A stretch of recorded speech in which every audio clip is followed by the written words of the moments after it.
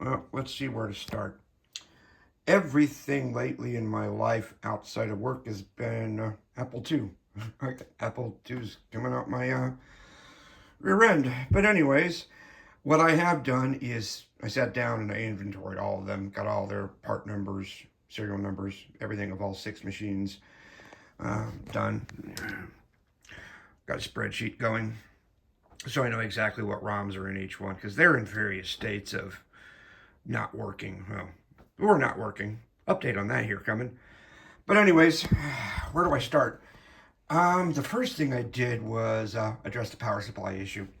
So I did acquire one of these from Reactive Micro, one of these modern sort of power supplies. That's what I'm using as my nice stable bench power supply to test boards with. So far, working great. In the meantime, I acquired a whole bunch of capacitors and went through the bill of material list for the power supplies. And I've been recapping power supplies. Got most of them done. I bought a couple of old ones to recap, as I am short one at least.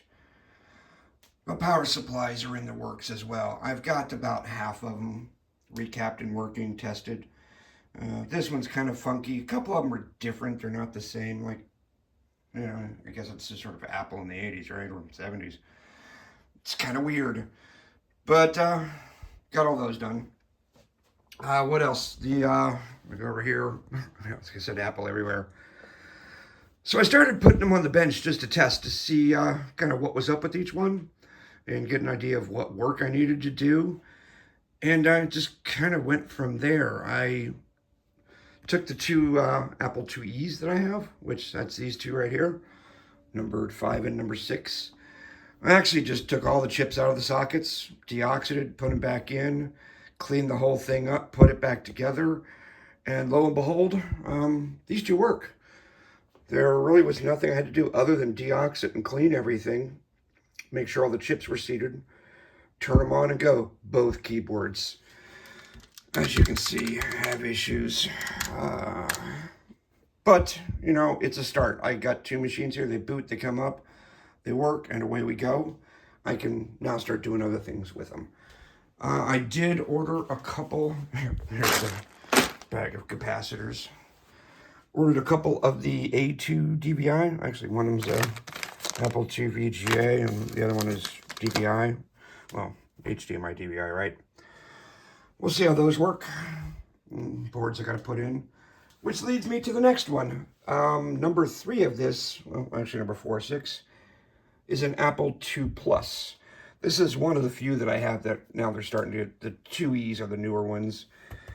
Here's the older one. Oh, now they're starting to get older, right? I have all the ROMs for this one and it has all the memory too. So this one, when I plugged it in, it didn't beep and there was just black video on the screen. So what I did notice is these video cables kind of stink. I ordered some of these things to replace them, but I cleaned that up. It doesn't fit real well, but cleaned it up, got it working.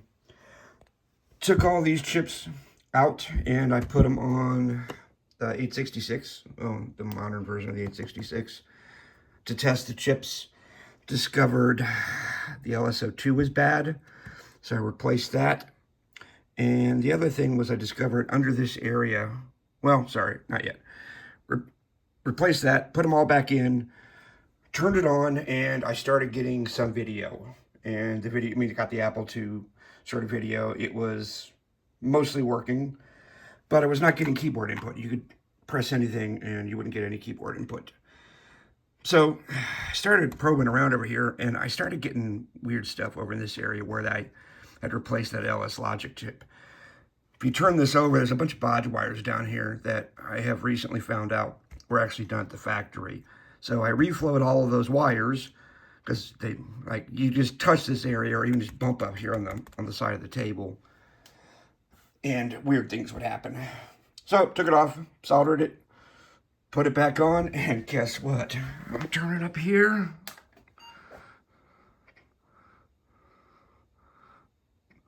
Of course, I messed with that the video thing here, right? So you can see if I just touch this, it can do weird things. So I got to replace that jack. that's on the list. I actually ordered some. There's like 10 of them on the way, so I'll replace that. But there it is, boot screen now.